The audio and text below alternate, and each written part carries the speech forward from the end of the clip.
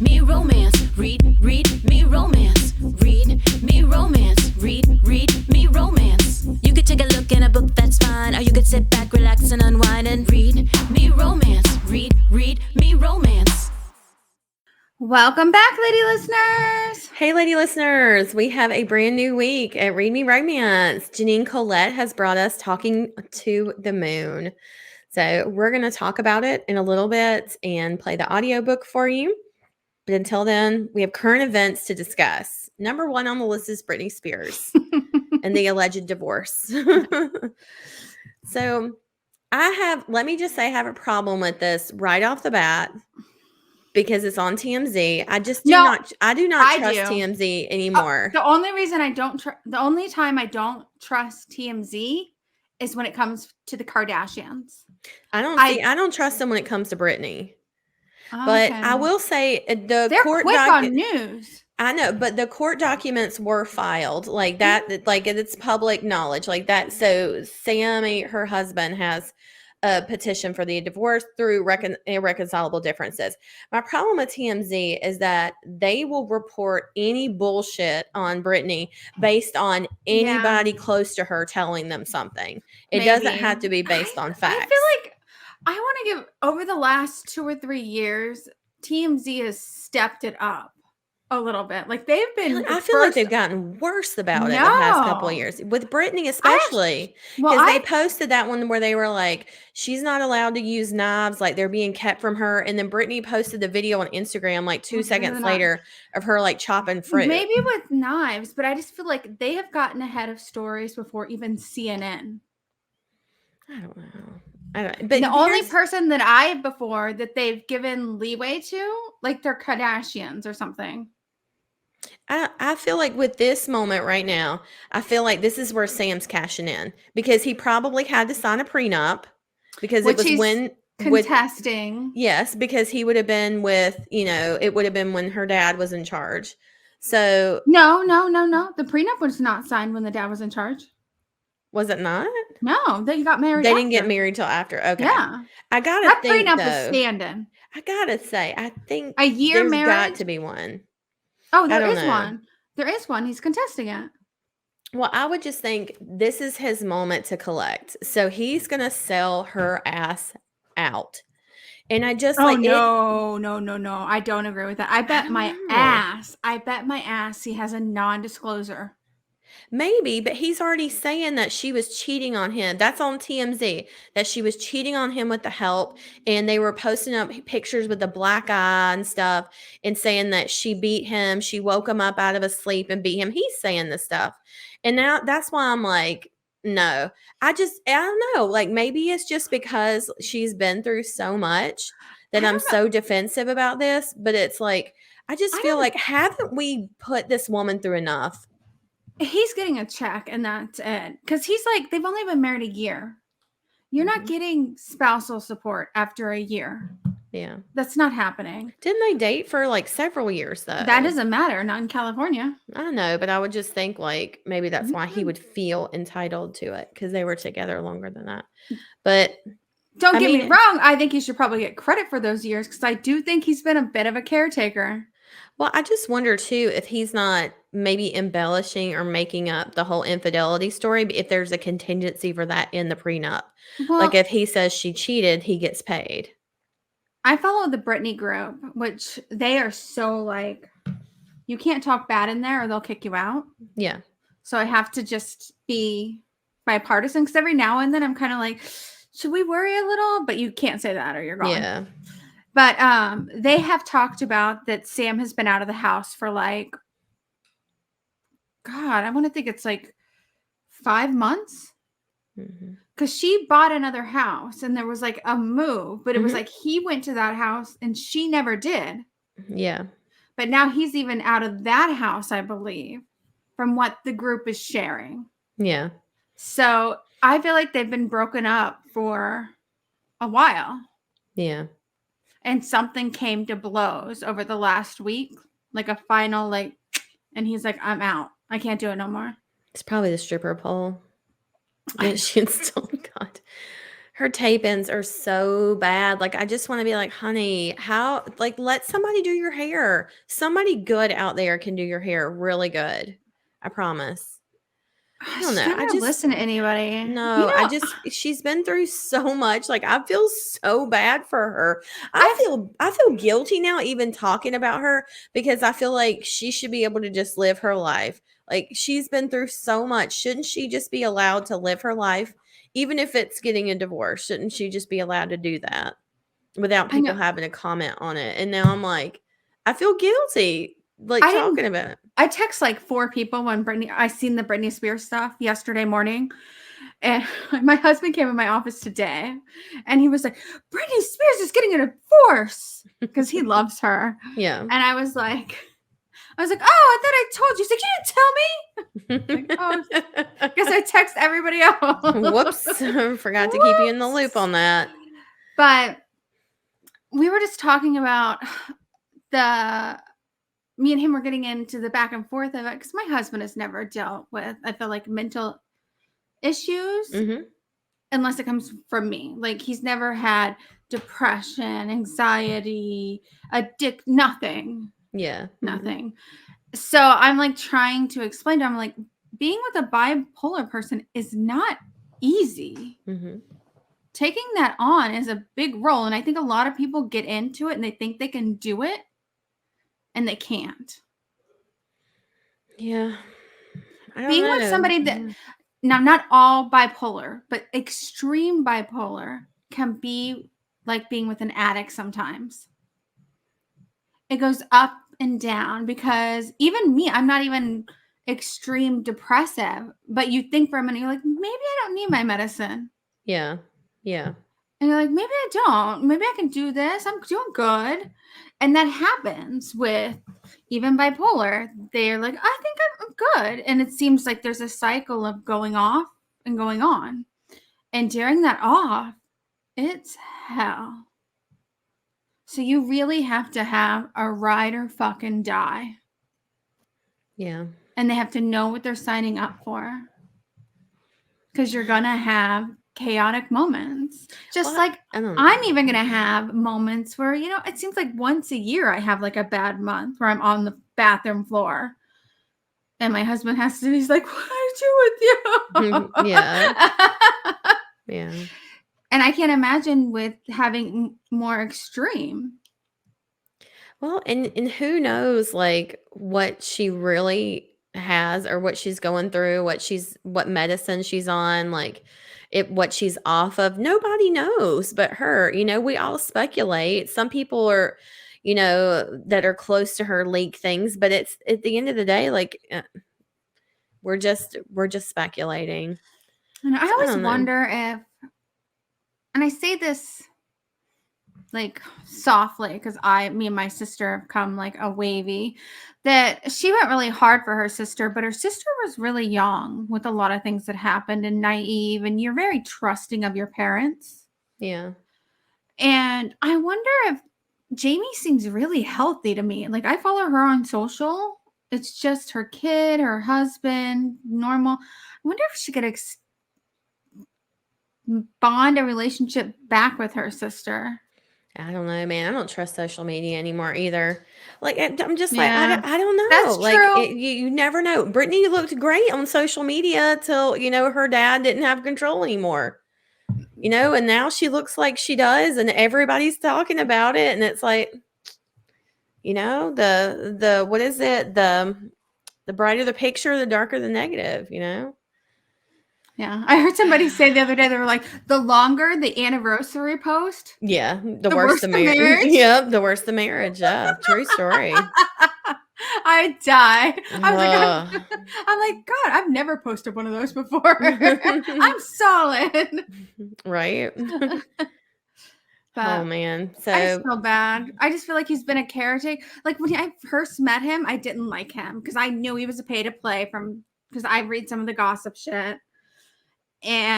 But he seemed to stick it out.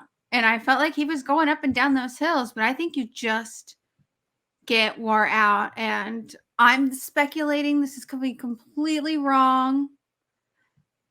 I feel like she's been in a little bit of a manic episode for a while. Mm-hmm. Well, especially too if he's the one that's taking the brunt of all of it now, and there's nobody else around to do it. So, it's tough. I just hope she's, whatever little piece of happiness she finds, I hope she holds on to it. And if that's on a stripper pole, then girl, do it. Do it. You don't have to post it to Instagram, but do it. My God. I saw something the other day. It was a clip for a Netflix show, and I ended up watching the show because of this clip. But this woman, she's an attorney. It's called Feist, I think, Feifiest, whatever. But it's an Australian show, and it's about a lady that is a lawyer for estates. So like when people die, she does the estates and stuff. But a woman comes in because her mother's died, and the woman is talking about, she was like, well, my hubby said da da da, and the lawyer, who the show is about, she was like, oh no, don't use that word. And she was like, oh, I'm sorry, are we on the record? And she's like, no, I don't like it. She said, some people don't like moist, I don't like hubby. And like, I ended up watching the show because I was like, yes, that is exactly how I feel about it. The word moist does not bother me, but the word hubby, for some reason, it absolutely tears me up inside, where I'm like, I just want to vomit when I hear that word. When I hear hubby. I don't think I say hubbies. I think I've said hubs. I don't know what it is about the word. Like, I don't know why. I don't think I say hubs out loud. Like, I don't think I've ever been like hubs or said talking about my hubs. I think I've written hubs. Yeah. Like as a short in a text. Okay. But I don't think I've said hubby. I don't know. It was just something about it where I heard that. I was like, oh my God, that's it. But it ended up being a really good show, though. I really liked it. It was super funny. There's only one season that's on Netflix, so it was a really quick watch. So if you're looking for something that has like that kind of like dry, satirical, just sense of humor, it was great. I don't know if I watched this while we were on break or before, so I don't know if I mentioned it. Poker Face? I don't know that one. I don't think. I watched Poker Face. What's it about? It is amazing. It's about a woman who knows when anybody's lying. Oh, I like that. And she's just like a cocktail waitress at a casino. Oh, yeah? Where she's like, once upon a time, she like did like gambling and stuff, but then was out of that, and she just lives on a lower. She's like, no. When they've asked her about it, she's like, no, I've been really rich. I've been really poor. Yeah. It's just fine right here in the middle. Yeah. Just living life. But yeah, so she can read everything somebody's saying, but she goes on the run because she, like, you'd have to watch it. I don't want to give it away. Yeah. Interesting how, like, is it a show or a movie? Yeah, it's a show. Okay. And they renewed it for another season. It's coming. You would know the girl. Actually, I seen that movie the other day, and Rob had never seen it. Do you remember? Oh my God, I have to look it up now. Do you remember the movie where it came out where the girl was a cheerleader? And she's like, I'm a cheerleader. And they're like, no, you're gay. And they send her off to like a gay camp, like a conversion camp. Is it Saved? And it's like a comedy. Is it Saved? It's like a long time. It would have been, we were in like high school. I think it's that one. And I was like, he's like, I've never seen that. Yeah, it's called Poker Face. What's her name? Natasha Lennon? Laylon? You don't know her? Not off the top of my head, no. Let's see if there's a picture that's really recognizable of her. I'm gonna have to look it up now. Oh, you're not gonna be able to see that. Oh yeah, I know who she is. Yeah. The movie's called Saved. That's the one you're talking about. The Christian But I'm a one. cheerleader. Okay, that one, yeah. That one is it's from 1999. Okay. I never watched movies, and I remember that one. When it came up, I was like, oh, that's that one girl. And Rob's like, I've never seen that one. But yeah, so Poker Face. They did renew it. And she's like kind of got a little bit of a mullet. You've probably seen the preview where she's fighting with the dog in the car. And she's like, oh, a Republican fucking dog. Yeah, I've seen that one. I know what you're talking about. Yeah, she was in American Pie. Yeah, so she's on the run, but she keeps running into obstacles along the way in like small towns where she's like, because she's got a good conscience still. She's like, fuck shit. And she's got to like stay and help figure something out real quick. What is that? Is that one on like Paramount or something? Actually, it might be Peacock. Maybe that is it. I remembered it was on one of those where it was Peacock, like, oh, yeah. I was like, I need that specific one to watch it. Yeah, it's Peacock. So the other, Peacock, the other day we started watching a show on it called Killing It. And it's about it's got Craig Robinson. He was from The Office. He was like the big black guy that was on that show. But anyways, it's really, really good. I'm surprised I didn't watch it before now because I love him. But it's hilarious. They're like hunting like boa constrictors and stuff. Yeah, I was gonna say I'm looking at this and this looks like there's like skeletons. Yeah, so he's trying to win like this prize money to like, so they're trying to, it's like the state pays so much for boa constrictors, but they get the most, they win this thing, and it's like, but it's really crazy like the stuff they go through to get to it. But it looks funny just looking at the picture. Kevin and I watched it and we just enjoyed the shit out of it. So I mean, if you just want something late night that's silly to put on, it's so dumb and so fun. You know what we haven't talked about, but we probably neither one of us have seen it, is the Barbie movie. Oh, I've got that on my list to talk about. I was thinking about going because my birthday's tomorrow. I was thinking about going to see it and go to like the melting pot or something. Mm-hmm. But I've seen obviously the speeches and the moments and like I feel like I've seen the whole movie from TikTok. Yeah, pretty much. It's really good. We saw it. It was awesome. I saw it with Abby Knox. Yeah, did you cry? Oh yeah, for sure. Like 4 or 5 times. I was about to say I've seen like 2 clips and I start getting like choked up. I'm like, oh yeah, like several times through the movie I cried. It was so good. There's you don't care about spoilers, but here's if you don't want to know anything and you haven't seen it, you can fast forward a little bit. But there's just a line in the movie that Rhea Perlman, do you know her? She was married to Danny DeVito forever, short curly hair. Yes, she was the mom in Matilda. Yes. She says a line. She's in it for a brief moment. She's in it. And she says my favorite line in the whole movie. And she said, we mothers stand still so that our daughters can see how far they've come. Yeah, how far they've gone. That made me, I did say that when I choked up that one line. It was when she said that, I was like, ooh, goddamn. Oh, goddamn. I was in the theater like choking. We stand still tears. So they can see how far they've gone. Yeah. I'm like, wow. Yeah. Yeah. I watched a lot of them and a lot of them have choked me up, but I really like the final line. Yeah. Yeah. It's great. It's just like a nailer moment, like a moment we all do, something we all do. You know what I mean? Yeah. I was like, that was a good ending line. Yeah. It's great. Like, there were parts in the movie where I was like, I was trying to figure out like what does this mean or what does this mean? But for most of it, like it was easy to swallow, and there's a lot of it there. It's like you have to think about it because there's a lot of meaning in it too. I'm going to ask you about that. So I seen one that I got, but I guess they were talking about how they wanted to cut it from the movie. Mm-hmm. And it's the role where Barbie rolls up to the other lady. Mm-hmm. The older lady, and she turns to look at her and she goes, "You're beautiful." Yeah, yeah. Mm-hmm. To the older woman, she's like 80, and she goes, "I know." Yeah.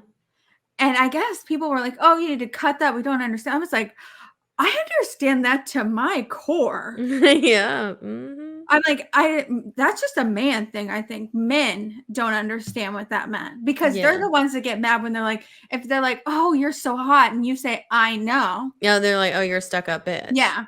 Yeah. Mm-hmm. Instead of like, I know. Yeah. I know. No, there was so much that was good, and I loved Ken in it. I thought he was fantastic. Well, somebody had said that people were bitching about Ken, and they're like, "Oh, they're just tearing down men." And somebody else said, because I haven't seen it, so I wouldn't know this. So we're like, "No, I didn't end the movie hating Ken. He even had his own arc." Yeah, he does. Yeah. They were like, "Ken, we don't hate Ken in the end." No, he ends up so much better than he began, and he like sees it. So yeah, no, it was great. Like it was really awesome. And so, I was glad I went. I was glad I went with Abby Knox because it was fun to go with, a friend and actually like share that and then come out crying and be like, that was really good, right? So no, it was awesome. And have you guys seen Oppenheimer? Have you seen No, it? that's when they both came out when I was in Jersey. Mm-hmm. And then I came back and I feel like I've been behind because I actually told Rob, I was like, we talked about it. I was like, I don't know if I can sit through 2 movies tomorrow, but we both want to see both of those. And that's what the 2 I've been weighing between. But I feel like I know a ton of the Barbie movies, so maybe I could wait for it. I don't know anything about that one, and I really want to see it. Mm-hmm. So we haven't seen Oppenheimer yet, but I kind of know some about it, about what happens. But I saw this thing going around Instagram that really surprised me. Well, I shouldn't say it surprised me. It did not shock me one bit. But they were talking about, it's about like the testing of bombs and stuff like that. And they talk about in the movie that they tested it, like I think it's in New Mexico, and they were like in the middle of nowhere or something. And there was this woman that was in it. Oh, sorry. There was this woman on Instagram who was saying, oh yeah, they said they tested in the middle of nowhere. Actually, my mother was 18 months old when her village was bombed. And it was like, oh fuck. So it's like, I don't know. It's one of those things where, of course, the indigenous person, or I think it may have been in Mexico, like the indigenous people that are from there, that they experienced these white people coming in and blowing shit up and being like, oh no, it's fine, nobody lives here, and they're like, we're right fucking here. So that was, I mean, she shared her story and I ended up sharing it on Instagram. I mean, it's been a while, but it's on there if you just look it up. But yeah, I ended up looking into it and like where they tested this and where they tested the facilities where it's based on in the movies. Tested. Yeah, so where it was like the testing facilities where they based on the movie, they talk about where it's like isolated, there's no people and stuff. And she was like, no, like all these people had like radiation poisoning and all this stuff because it was tested right near them. The government just didn't give a shit because we were brown. And it was like, yeah, that makes sense. That fucking tracks. Yeah, and I actually feel like then they can come in and grab you and test shit. Yeah. And watch. Exactly. Yeah. And they were tested as like test subjects. Yeah. And and now like we've got this movie out and it's being glorified by white people because that's what she's saying. It's like you come in and you're telling like the white man is telling his story about this, bomb that he built and how amazing he is and all this stuff. And meanwhile, it's like all these people are just like, what about us? The people of color, hello.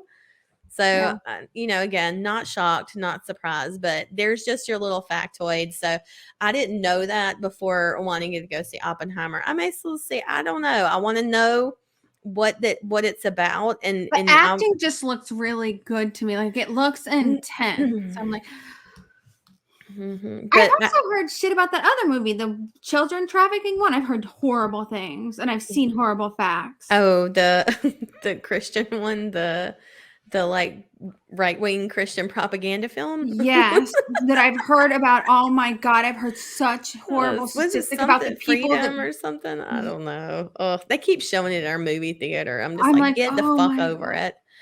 Like I'm like, we get you can bring awareness to it, but when they were telling me the people involved and what some of them would have been associated with, I'm like, yeah, just like it's one thing to do to inform people about what happens. It's one thing to do a movie about it as well. It is entirely another thing to use this to promote your right-wing, racist, religious propaganda. No, thank you. Hang it the fuck up. I have nothing further to say about that fucking movie.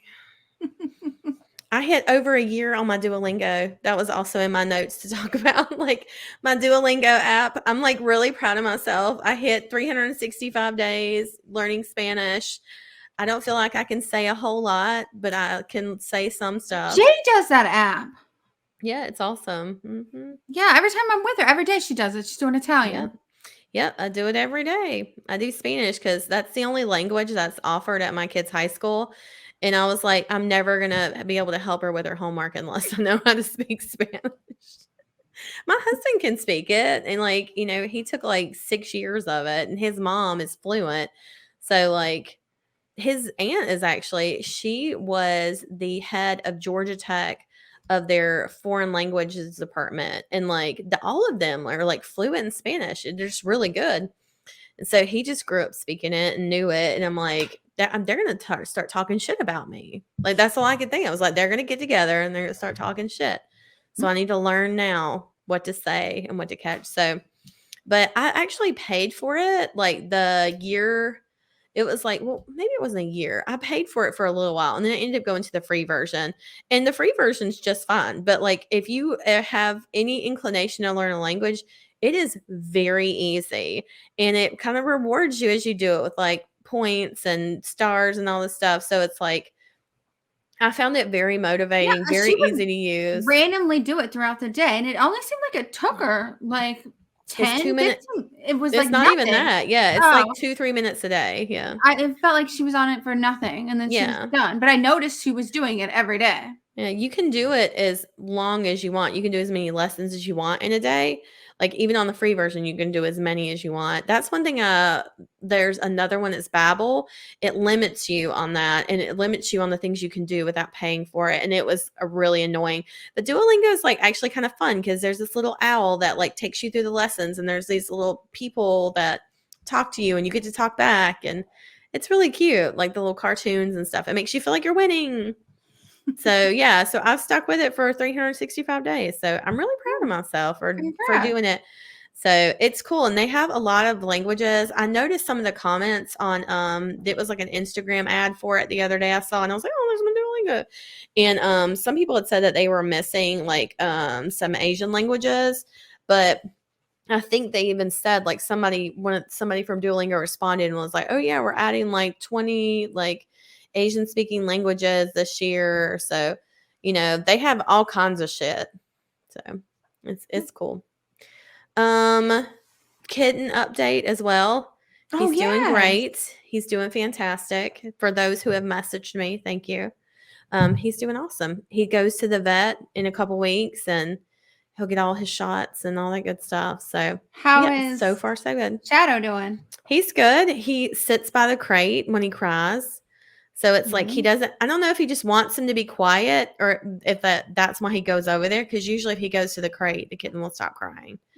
So, but yeah, so far so good. So happy about that.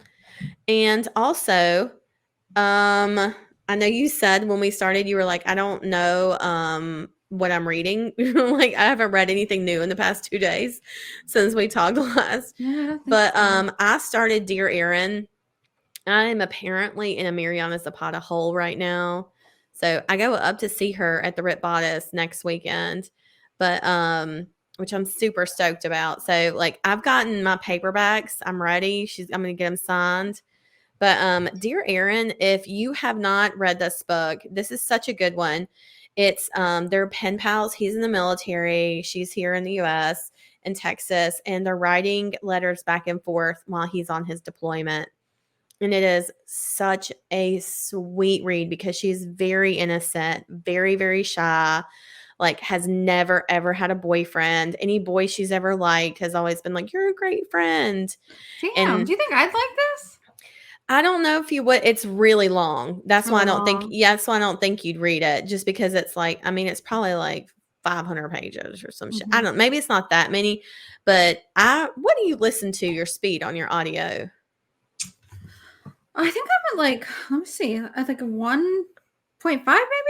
That sounds right. Does that sound weird? No, I don't know. I listen at like 1.4. So it's I listen at 1.25. Okay. I listen between 1.35 and 1.4. On Mariana Zapata, I have to listen to it faster because her narrator, Callie Dalton, is wonderful, but she does talk slowly. So, but if I speed it up, it's fine for me.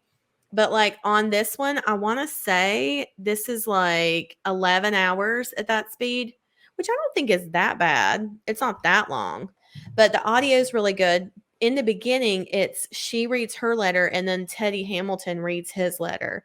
And so the narrators go back and forth. It's her letter, his letter, her letter, his letter. And so it's just so sweet. And so, like, you know, I've read this book, I think, like, probably 3 or 4 times. So I know what's going to happen, but it's still, like, I just love the way when they fall in love. And there's, like, this moment. And so this is a little bit of a spoiler. If you don't want to know anything about the book, just fast forward, like, 30 seconds. But there's this moment when she goes to meet him for the first time. She goes to the airport and she thinks he's not there. And she like starts crying. And he like, he comes in, he was like, I couldn't see you. There was a bus in the way. And it's like the sweetest thing. It's so cute. But there's like, you know, the other thing too with Miriam Zapata is there's hardly any spice. It's like a paragraph. And it will be at the very end of the book. And that's all you'll get. And it's not super detailed. But she's just, I don't know. Something about her is just very soothing to me. She's like not a complicated writer at all. It's very easy to read. It's something you can put on. To me, when I hear you guys talk about it, that her females are extremely relatable in their insecurities and their strengths. Absolutely. Yeah. They know where they're strong out and they're still vulnerable in other areas. And this guy kind of he molds to that. Whatever that is, it just works and they click together. Yeah. Well, and you know, I was actually talking with somebody about this the other day. You know, some of her books I don't love as much because I don't relate to the heroine or don't relate to the story. Like everybody loves Colty, but I did not like that book as much as her other ones. Like to me, out of all of her books, that's like one of the bottom ones for me because I felt like the guy is an asshole and he's like grumpy and he's like a butthole the whole time. He's her coach. You saying that, I'm like, whoa. Well, the thing is like, I never mind if they're assholes, if they're nice to the heroines, but he's an asshole to her. And I think that's what bothers me about that book. He's her coach. So he just rides her ass. And so I get that he wants her to be a better player because she is such a great player.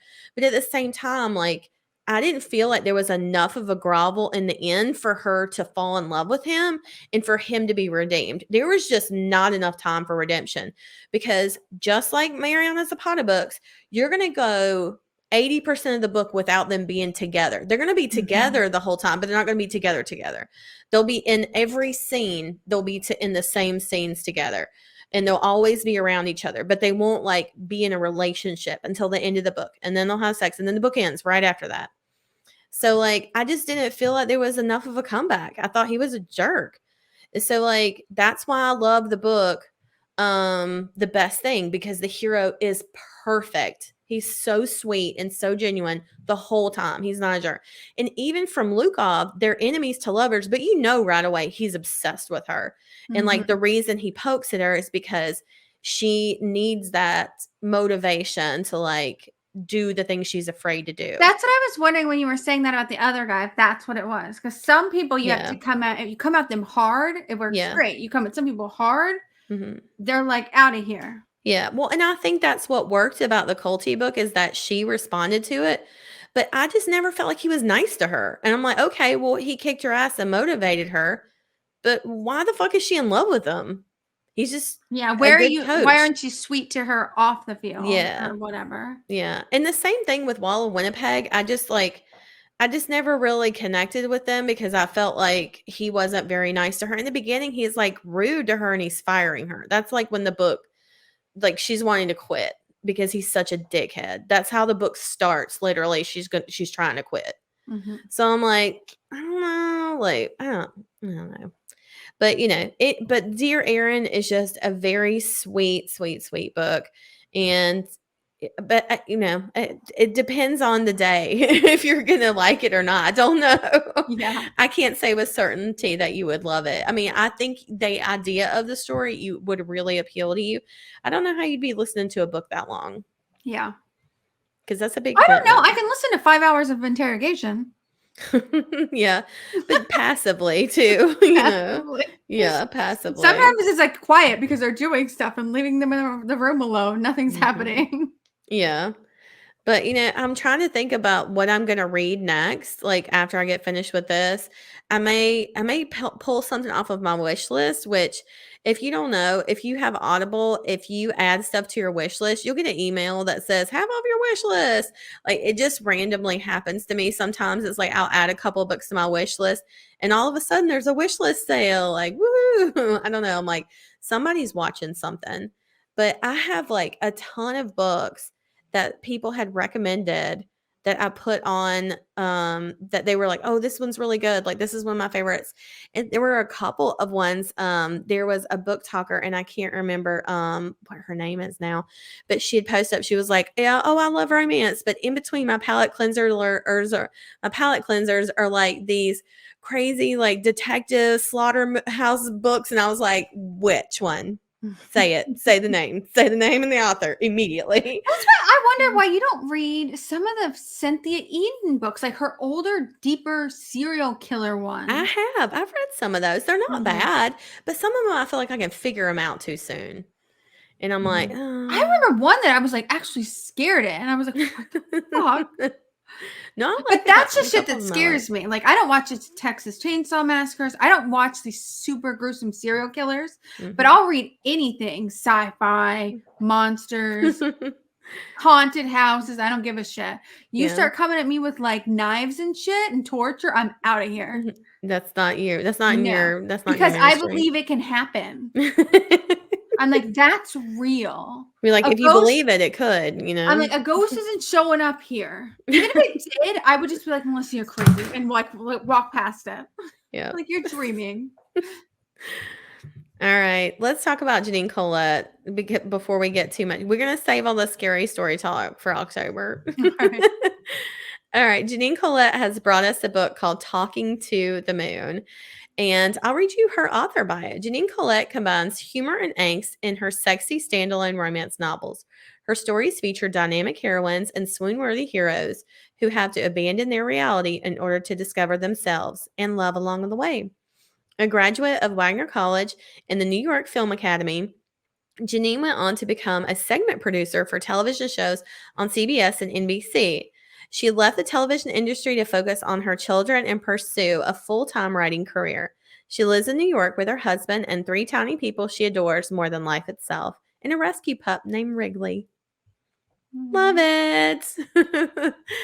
Fans of this short story should check out A Really Bad Idea. And also her new release is called Love, It's Complicated. That one's also, let's see. That one is narrated by Joe Arden and C.H. Bloom. By the way, I love Joe Arden. She has a ton of audiobooks. And today, like, I made her author page like a month ago, and she had all of her books wide. But today I was just double checking on it because we were recording it today. And it looks like she's moved everything to KU.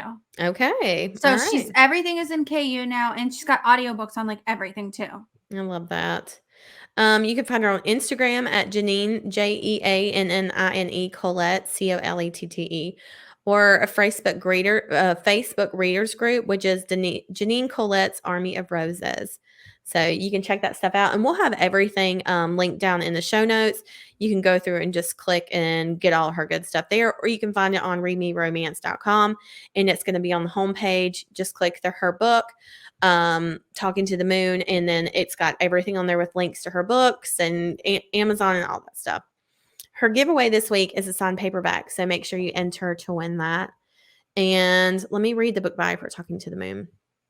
Along the shore lies a castle-like estate fit for a princess.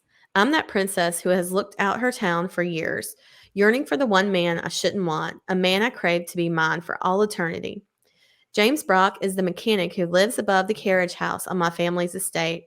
Roguish and brawny, his beauty is overshadowed by his reclusive lifestyle. I'm the only one he's let keep his secrets. What he doesn't know is I have secrets of my own. I've been in love with Jameson for far too long. No longer a child, my intentions for him are stronger than ever, more sinful than ever.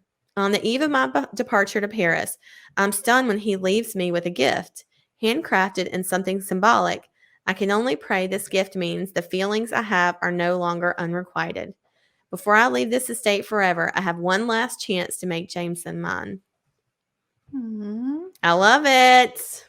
It sounds so good. Sounds sweet. Let's do it. Let's send him in. All right. We'll see you guys on the other side. Bye. This is Talking to the Moon by Jeannine Colette. Read for you by Leah Holland.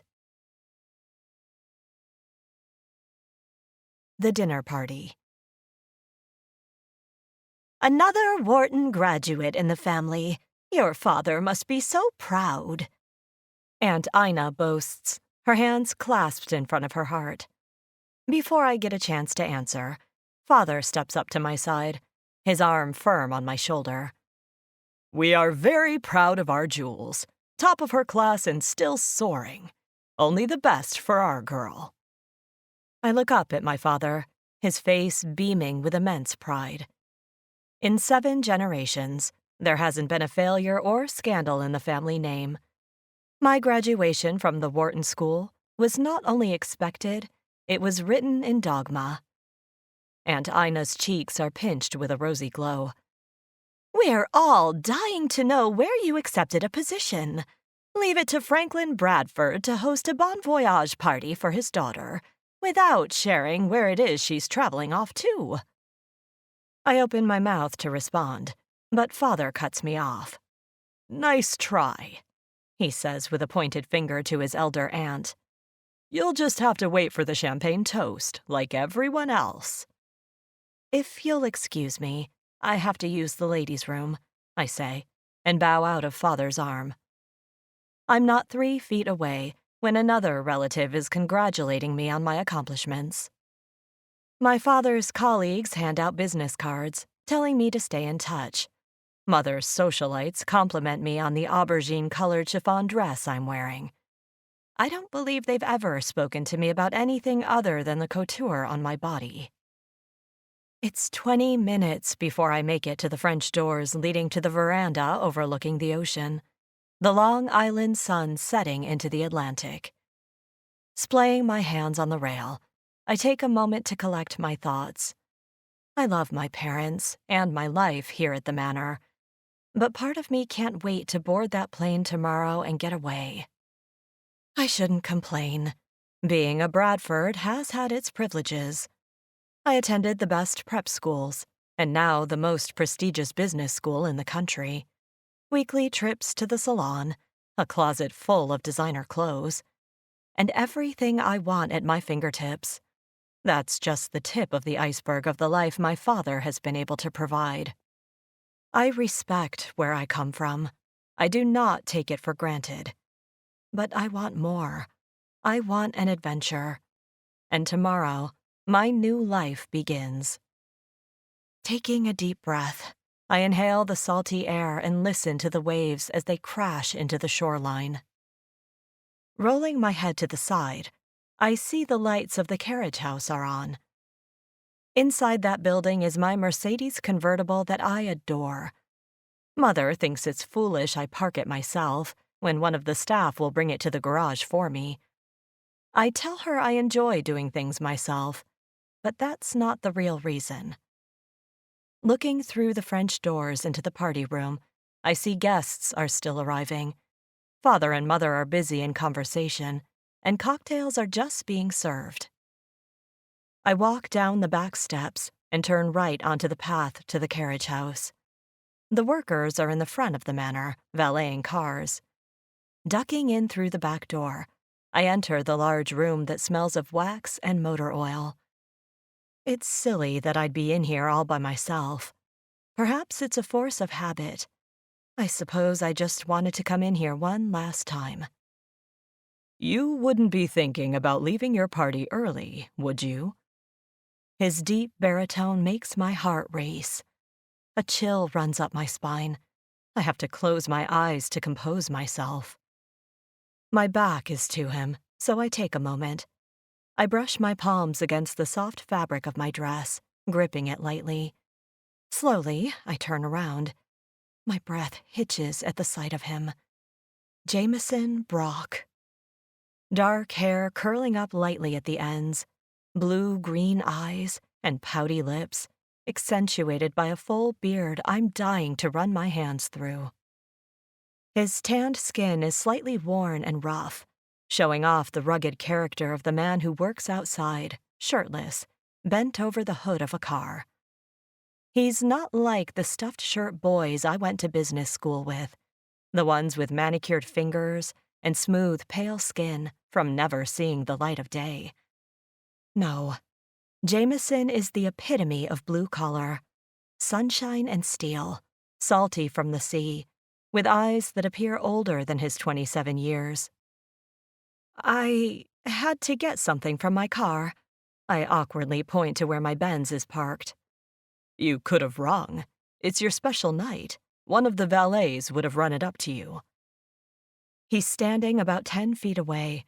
The deep, searching look in his eyes has me scrambling to think of something to say. I take in his attire. He's wearing blue jeans and a flannel shirt, paired with worker boots. It's his signature look, one Father only approves of because he spends the day out of sight in the garage. Why are you in civilian clothes? I thought Father said the staff had to wear uniforms today. I internally punch myself for uttering the most pretentious line in the world. His eyes shift to the side slightly. He places his hands deep in his pockets, his shoulders rounded. I requested the night off. Jameson is the Manor's mechanic. He maintains all of Father's cars, all 25 of them. Yes, it's a bit excessive, but Father is a collector of vintage cars. The carriage house is where we house our everyday vehicles. Next door is a hangar where Father's collection lives. Oh, well, you deserve it. I bite my lip and look down at the shiny concrete floor. Clinging onto my dress, I try to think of something witty to say. Nothing comes to mind. Can I help you get whatever it is you need from your car? He offers. My head jolts up. No, I just realized it's not in there. I start to move toward the back entrance, where I came in from, but am compelled to spin around and look at him once again. I'm leaving tomorrow. I know, he says, nodding slightly. God, I'm pathetic. 22 years old, harboring a crush on a man who has never looked twice at me, at least not in that way. I'm just the rich brat he works for. Well, not anymore. By tomorrow evening, I'll be thousands of miles away, and I don't plan on coming back, not for a very long time. Jameson releases his hands from his pockets and runs them through his hair. I heard there's a big announcement tonight. Yes, Father is telling everyone that tomorrow I'm off to... Don't say it. Okay. I fidget for a moment, shifting my feet from side to side. I'll be going then. Stay, he says, a plea that makes my heart stop. I look back toward the door and the walkway that would bring me back to my party. My farewell party, filled with people I adore, and some I have never met, yet they are very important to my family. Still, the only person I want to be with is in this room, and he wants me to stay with him. A small smile tugs on my face, and my body surges again from head to toe. A current draws me back toward the center of the room, where Jameson is standing. I raise my brow. What did you have in mind? Those blue-green eyes crinkle, the lines of life appearing with the action. He radiates when he smiles, and my soul is about to burst at the sight of it. Wait here, he says, and then walks quickly toward his office. When he's gone, the room feels entirely too big and lonely. I stand and wait for an eternity until he appears through the doorway, holding a box with a red satin ribbon in his hands. Jameson walks toward me and stops just 2 feet away. I look up into his purposeful gaze and get lost in the sheer magnitude of his larger-than-life presence. He holds out the box to me. This is for you, a going-away gift. My eyes widen in surprise as I take the box from him. I wasn't expecting something from you. I turn around to hide my blush and walk the gift to a nearby table. My fingers are untying the ribbon as he says, I didn't know if I should give it to you. I halt my movements and spin around. Why not? Doesn't matter. Open it. He gestures with one hand while running his other down the strands of his beard. I'm grateful my back is to him when I lift the lid off the box and see the most beautiful necklace of gears. like the kind you see inside a watch. There are 7 in total, all made of white and yellow gold, interlocking to create the most intricate piece of jewelry I've ever seen. I lift the necklace from the box and try to tame my insides from not bursting through my skin. My eyes burn with tears that I can't let fall. He made this for me. Jameson Brock created a piece of jewelry for me. If he only knew what this meant to me, he might not have made it in the first place. You hate it, he says from behind me. I clutch the piece to my chest and close my eyes. I love it. No, it's okay. I know it was stupid. You have diamonds and pearls. What would you want with a piece of junk like that? Are you kidding me? I turn on my heel so fast that I think I startle him. He steps forward, his eyes looking at me with curiosity as he tilts his head and says, "Why are you crying?" Brushing my palm against my cheek to wipe the tears I didn't want him to see, I say, "It's beautiful. I will cherish it forever." Why would you do that? Because now I have a piece of you to take with me. My words are a whisper that is shouted into his soul, causing his body to fall at ease and take a step toward me with open arms.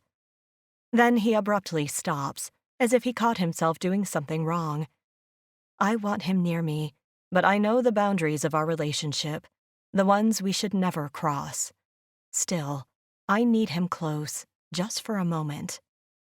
Will you put it on me? I unclasp the necklace I'm wearing and place it on the table. Jules, that's the necklace your father gave you for graduating prep school. Don't take off your emeralds, not for me. I hold up his necklace to him. You made this for me, right? He nods his head, the blue greens fixed on mine. Only for you. I smile brightly, then I want to wear it. I turn around and lift my hair. Jameson steps closer, his chest flush against my back, as he locks his arms around me and then weaves the necklace around my neck. He fixes the clasp before tracing a finger along the edge of the chain against my neck, and then lets that finger trail down along my collarbone. My chest rises with the touch. Just the slightest brush of his finger sends a shock of pleasure through my body. I drop my hair and turn to him, his hand still resting at the base of my neck. When we are face to face, he traces fingers along the gears of the necklace, looking proudly at his handiwork, his vision on my skin. Why did you make this for me? I ask, hoping my question doesn't cause him to drop his hand. I've been dying for Jameson to touch me since he walked into the manor 7 years ago. I was just a child then, but I'm a woman now. And if I'm leaving tomorrow, it's with the slightest hope that maybe, just maybe, he feels something, anything, for me too. My eyes are trained on his, but he's only staring at the necklace, as if he's too afraid to look at me and see what's written all over my face. One gear is lonely. It can't move on its own. It's just stagnant. He takes a moment and swallows, his Adam's apple thick in his neck. It probably doesn't know how alone it is until it's locked with another gear. You can't move one without the other. It's like their sole purpose in life is to help the other move forward. He looks up, and I swear the whole world stops. For the look he is giving me is that look. From the slightly glazed-over shine in his eyes to the way his brow creases lightly and the intense dilation of his pupils, he's looking at me with a yearning and a want and a despair that I've been looking at him with for years. Jameson, I whisper and place a hand over his heart. It's racing, wildly beating out of his chest. I dip my fingers inside the top buttons of his shirt and feel the heated skin. His chest rises with the touch. Jules. My name sounds like a prayer on his lips. He moves a step closer, taking away any distance between us. His head falls to my forehead, and our eyes close on instinct. 7. There are 7 gears, I say. For each year you've been in my life, My body shoots up, and I kiss him. Without thinking about the consequences, boundaries, or fears of being rejected, I rise up onto my toes and kiss Jameson Brock. I hold on to him as I press my mouth so deeply on his that I fear I might never surface. His lips are warm and soft. The edges of his beard tickle my face as I part my lips slightly and interlock them with his. But that's all that's happening. My heart drops at the thought that I'm kissing him, but he's not kissing me back. I fall back to my heels and look down. His hands are now at his sides, ridding themselves of touching me. I remove my hands from him and step back. Feeling foolish, I look down at the floor, the tires of the cars, the lighting that illuminates the aisles, looking anywhere but at Jameson and the expression of pity he must have on his face. I'm sorry. I don't know what got into me, I say, wiping the skin around my lips. So much for a grand farewell. Now, when I leave tomorrow, I'll know that I am leaving nothing behind. You don't understand, he says, taking a step toward me. But I retreat. I hold up a hand. This is embarrassing enough. You don't have to explain anything. No, Jules, I have everything to explain. He shouts, causing me to jump a little. His eyes are red-rimmed, and he's running his hands through his hair, pulling at the ends. You're leaving tomorrow, and not just for a vacation or to school.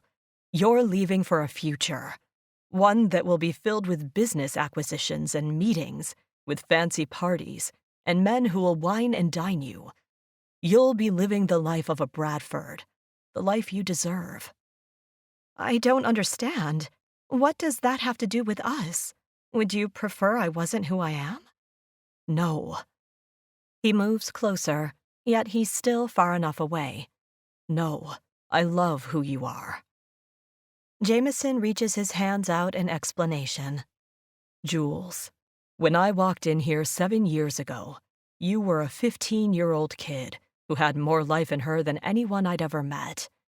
You would come in here after school and sit on my bench and tell me all about your day while I worked.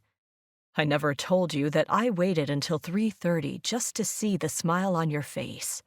And for as rich as you were, I couldn't believe how funny and smart and generous you were. I watched you grow up into this beautiful woman. When you went off to Wharton, I missed our talks. But when you came home, it was like we picked up right where we had left off. I never understood why you weren't traveling off to Ibiza or St. Bart's with your friends. You always hung around here, and I was happy because I got to see you. And now you're leaving.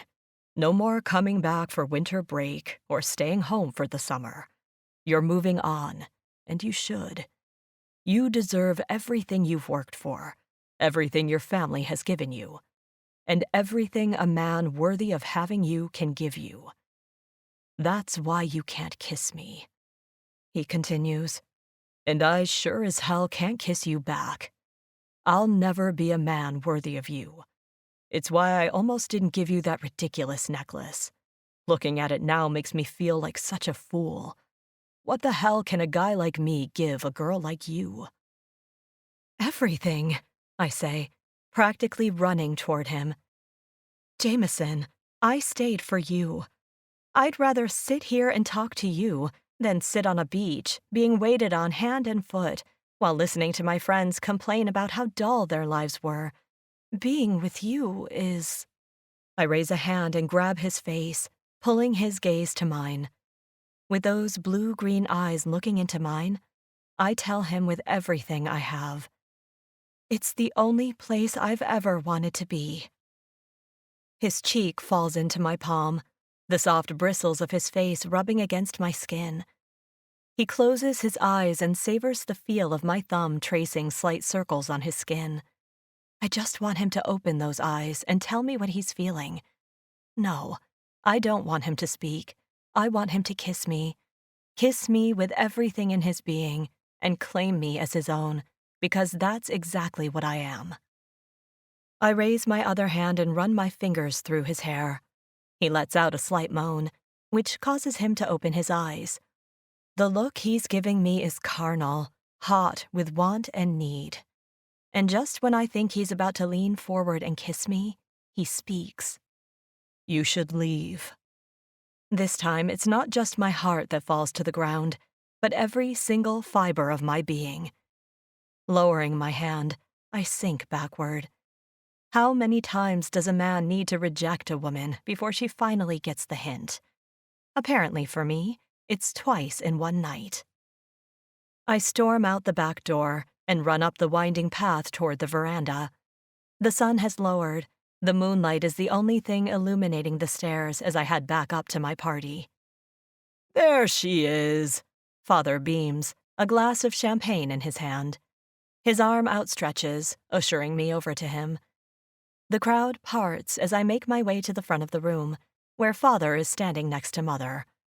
I smooth out my dress and take a step beside them, taming the hurried breath in my lungs. Mother fixes the side of my hair, putting every last piece in its perfect place. Darling, where's your emerald? That necklace you're wearing is quite unique, she states with her nose scrunched at the sight of the new jewelry adorning my neck. I put it away for safekeeping, I lie. A waiter hands me a glass of champagne as Father raises his again and speaks to our guests. We'd like to thank everyone for coming to Jules's send-off. Third-generation Wharton grad, not to mention summa cum laude, just like her old man. Father jokes, and the guests clap. Jules has always been an exemplary child.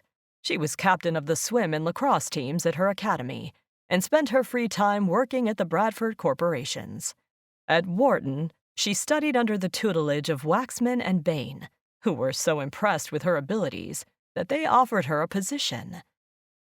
Aunt Ina lets out a small gasp, quite possibly because she's excited about the possibility of me being close to home.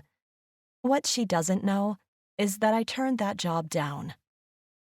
I'd thought being 4 hours away from home in Pennsylvania would give me the space I needed from my family. What I hadn't planned on was Father's comrades to be everywhere. They infiltrated my internship and even my extracurriculars. Their sons and daughters were at my school, inviting me to every function their families were hosting, meaning mine were often there as well. That's why I turned down the position for something farther away, much farther. But our Jules had other plans, Father continues. He's still talking when the French doors leading to the veranda open, and in walks a man who takes my breath away. Father is speaking, but I don't hear a word he says. All I can focus on is the sight of Jameson in the back of the room in his plaid shirt and jeans, looking wildly out of place among the summer suits and crisp khakis of our party guests. His stature towers over every male in here, with his dark hair glistening in the lighting of the room. Those eyes are as clear as the sky on a cloudless day when they look straight at me. I don't know why he's here. He's never been in our home unless summoned, and he certainly would never come to a party dressed as he is. Yet he's here, and with purpose. Father doesn't seem to notice, or perhaps he doesn't care that Jameson has entered, because he is uttering the words, "And that's why tomorrow, Jules is leaving for Paris to work with the prestigious Dubois International." Our guests clap, many awkwardly, as they're holding glasses. Father raises his glass with a cheers to the crowd, who, in turn, drinks their champagne. There are cordial shouts of congratulations, and many people start talking at once. Father kisses the side of my head, and Mother squeezes my hand. All I can do is look out at Jameson. Those eyes that were looking at me with purpose are now painted with defeat. He opens his mouth and takes 3 collective breaths. He looks around the room, at the chandelier, the servers, the guests, the Picasso on the wall, the grand piano in the corner. He looks at my father and mother by my side, and then at the young man who is standing beside my mother. "Jules?" Mother says. I want you to meet Kip Frykerdon. He is often in Paris on business and has offered to be an escort for you while you're in town. I don't even look at Kip because my eyes are trained on Jameson as he backs out of the room. And in the blink of an eye, he has dipped out the French doors onto the veranda. My feet move forward. Jules, where are you going?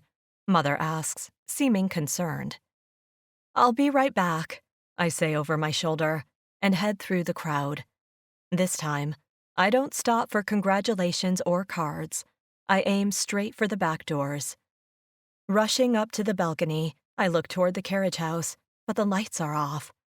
The breeze from the ocean pushes the hair off my face as I look out onto the beach. And there he is, walking down the stairwell toward the sand. I have no choice but to follow. Because tonight is my last night, and if there's one thing I've learned as a Bradford, it's to never take no for an answer. The beach. Why did you request the night off? I shout, as soon as my heels hit the sand. Jameson turns around with a look of surprise at seeing me standing on the beach, wind whipping through my hair, chasing him out into the dark night. He blinks at me, registering my question. What did you say? I start to walk to him, but my heels dig into the sand. I take them off and throw them toward the steps. The chiffon of my dress drags behind me. I asked why you took the night off. You don't want to know the answer to that question. Yes, I do.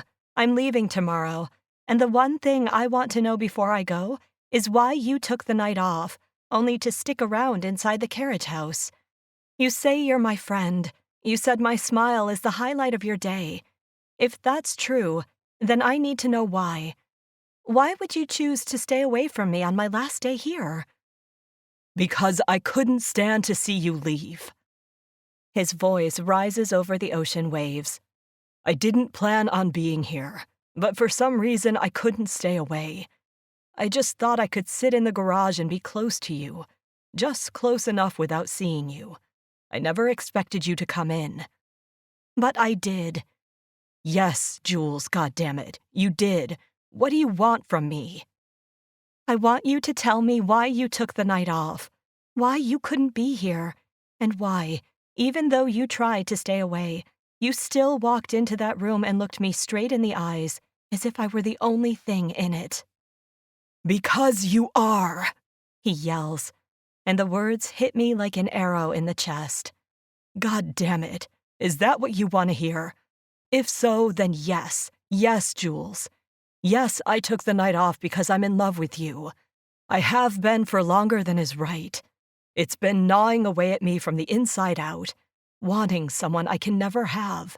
For the last 4 years, the only thing that has kept me sane is coming out here and staring at the moon, knowing that you're on the other side of it. I resigned myself to knowing that was how I would live for the rest of my life.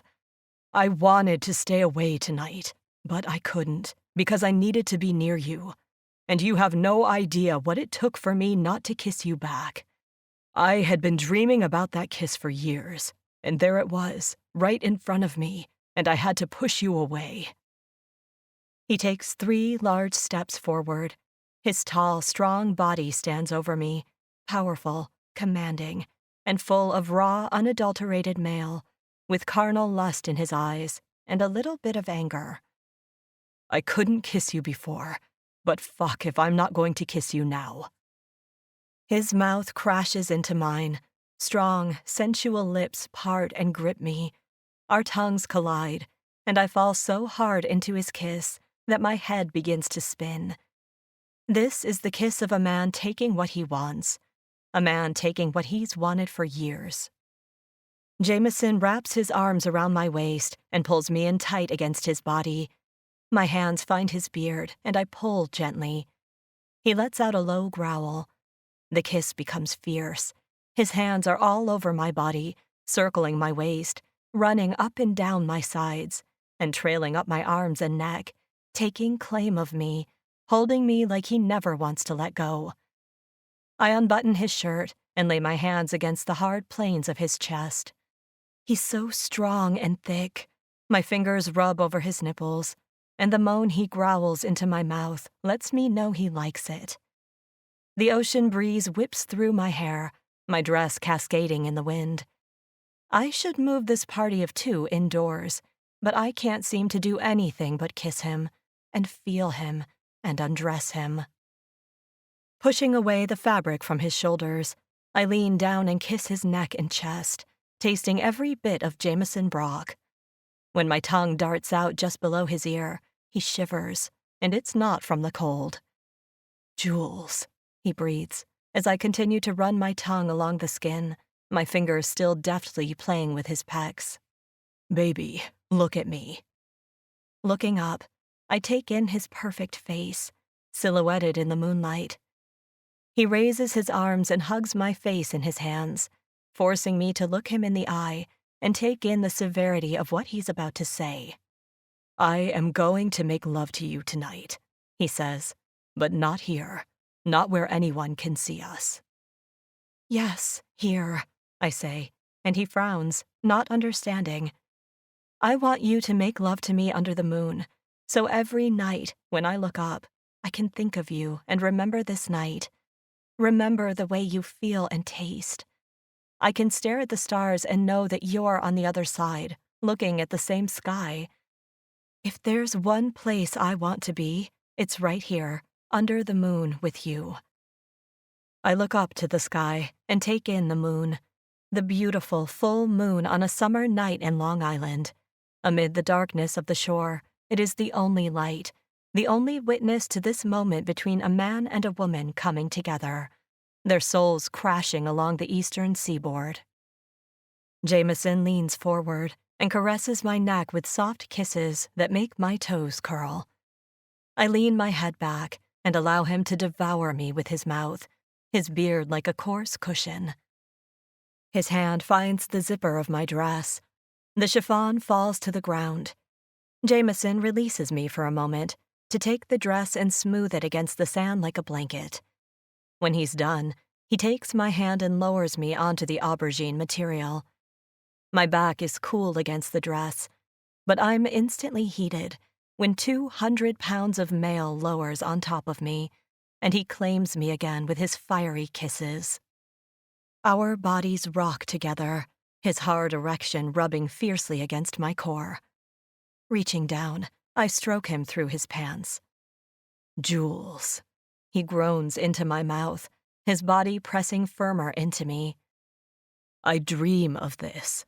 At night when I look at the moon, I imagine what it would be like to have you, with me, by my side, and here you are." He's throbbing, hard as the steel rods that line the wall of the carriage house. I wrap my leg around him and pull him further into me. "I'm here. I've always been here." He removes my bra. The night chill hardens my nipples until his mouth leans down and warms them, swirling, sucking, pulling every intense amount of erotic pleasure from my skin. I push his pants down, needing to feel him, all of him. Using my toes, I push the denim down his legs, not wanting him to release his hold on me so he could do it himself. I grab his incredibly firm ass and hiss at the feel of it.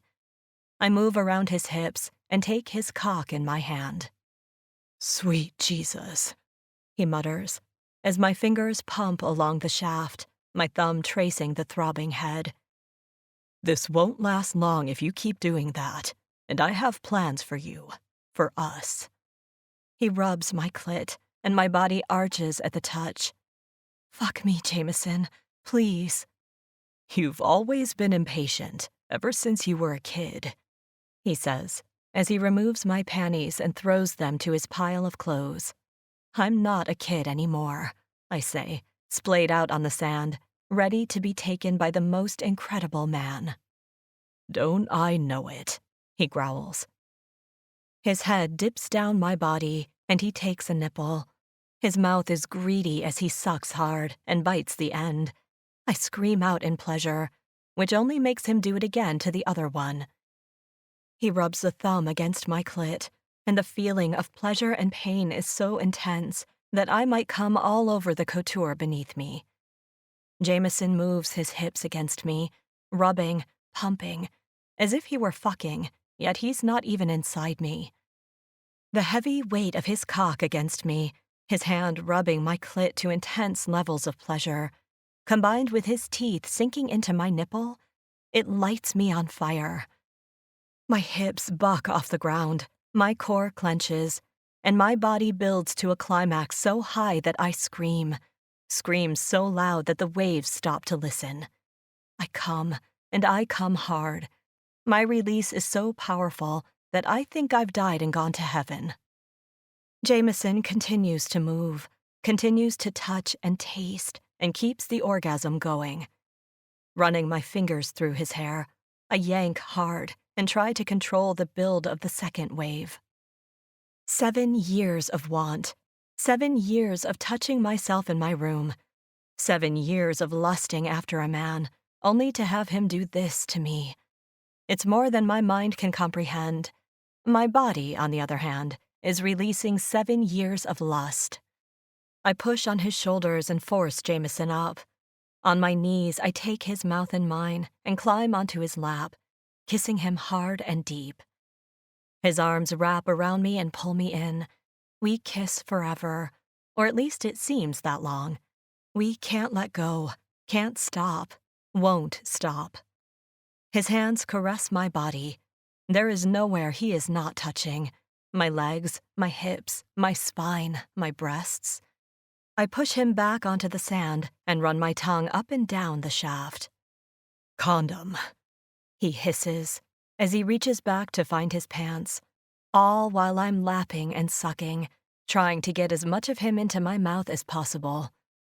He tears open the condom, and I rise to let him sheathe himself in it. When he's fully coated, I climb back onto him and lower myself down onto his cock. I moan. He moans.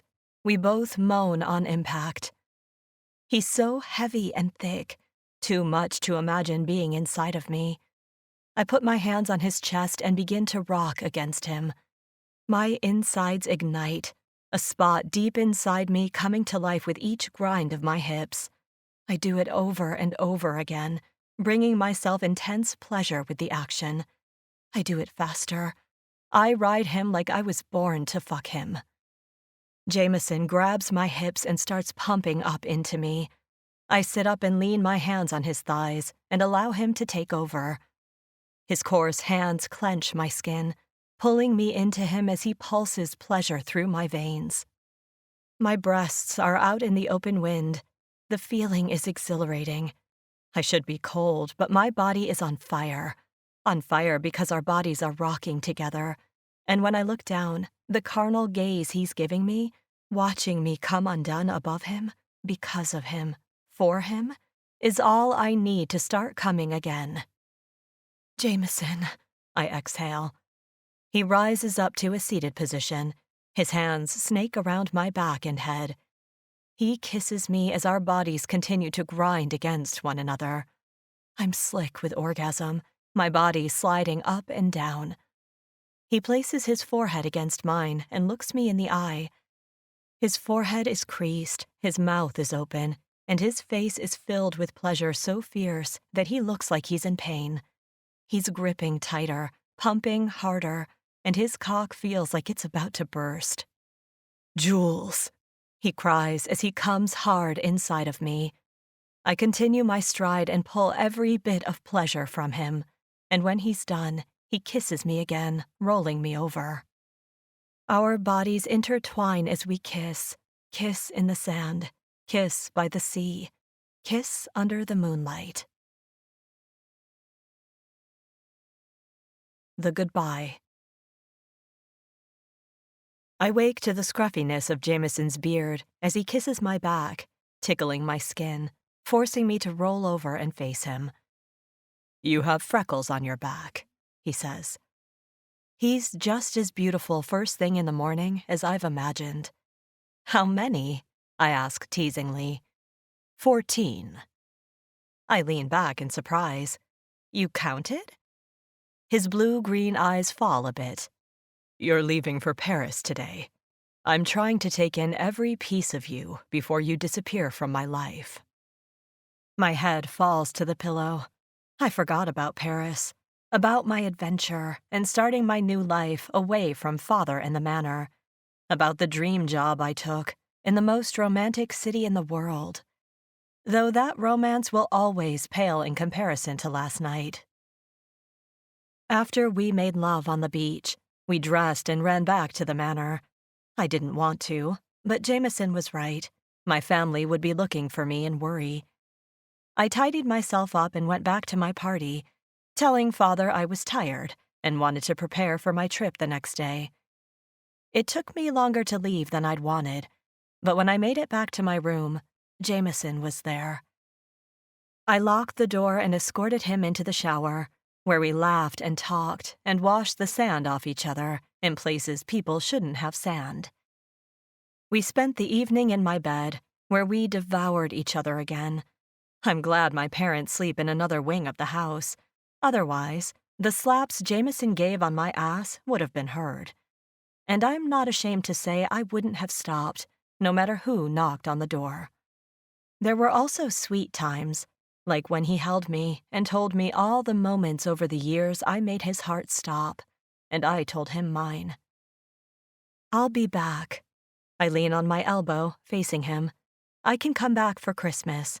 I wasn't planning on it, but I can make the flight. Paris to New York is easy, nonstop, too. Jameson gives me a half smile. You're not supposed to come back. That was the plan. I can't keep you from experiencing life anymore. You deserve better. I sit up, holding the sheet to my body. Better than you? Way better than me. I do okay. Your father pays me well, but I can't give you this. He motions to my room, which is larger than some Manhattan apartments. I can't give you the home you dream of, or the lifestyle you're used to. I can't give you what you want. He runs his hands through his beard and down his neck. I pull his chin toward me, forcing him to look at me. What if I'm looking at everything I've ever wanted? Jameson sits up, his gorgeously sculpted torso on display. Why did you wait until last night to tell me how you feel? His question causes me to stop gawking at his physique. With a tilt of my head, I ask, what do you mean? You've been an adult for a while now. All those days we spent talking, you could have let me know how you felt. Instead, you waited until the last moment. I know what he is implying. If you think this was a goodbye fuck, then you're wrong. I never said anything because I was too afraid of being rejected, scared you'd laugh and tell me I was a spoiled little girl who knew nothing about real life. I rise from the bed, taking the sheet with me. Jameson is left naked on the white Egyptian cotton. Jameson opens his mouth to speak, but I continue. I knew in high school that I was too young for you. I knew in college that father would have fired you on the spot. But I'm a woman now, Jameson. A woman madly in love with you. I've been with other men. I've tried to fight this feeling, but I can't. I keep coming back to you. Always you. A lopsided smile rises on Jameson's face. You love me? Yes, you idiot.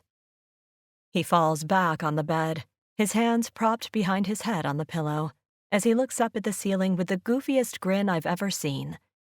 I climb onto the bed and straddle him, my long blonde hair falling around his face. Come to Paris with me, I say, and kiss him. I can already feel him hardening beneath me. I can't hold you back. He raises his hands and undoes the sheet around me, so my breasts are flush against his chest. You wouldn't be holding me back. You'd be pushing me forward. I can't start my next adventure always wondering about the one I left behind. I need you by my side. I kiss his neck, and his erection rises to full mast. It's taking everything in me not to start riding him bare. What would I do in Paris? he asks with labored breaths. I lean down and stroke him. Do you really need to ask that question? I can't help my laugh. Jameson grabs my head and pulls my face to his. The fun and games are over, for in his eyes is concern. Way too much concern for a man who is being stroked by a naked woman. I curve my brows at him in worry. You know what I mean, Jules. There's a reason why I could never share my feelings with you in the past. We're from different worlds. What could I possibly do in Paris that would benefit us in any way? I stare back at his blue-greens and the worry he has for being able to provide for me.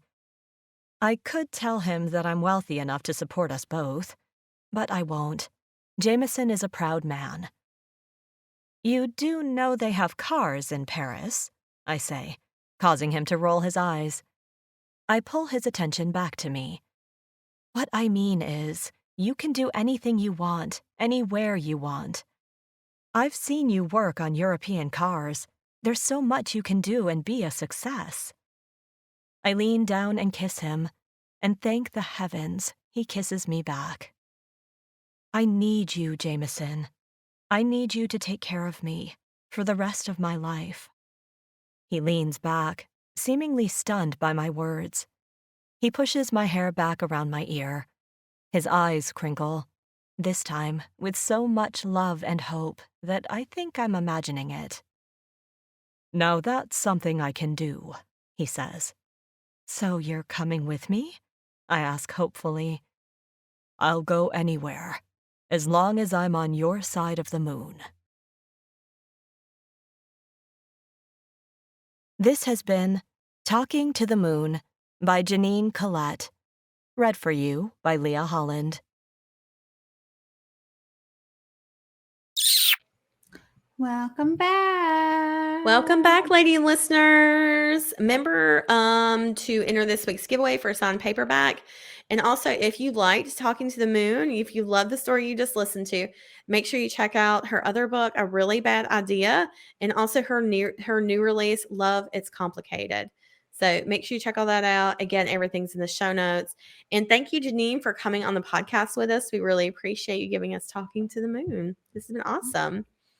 Up next week, let's see what we've got. I have to get to that calendar. Oh, we have Shanora Williams. Oh, nice. Oh my God, I'm so excited. We finally got her on the podcast after like a year and a half.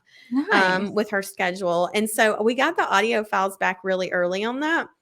And I sent her the first chapter so she could listen to it. And she was like, oh my God, it's so good.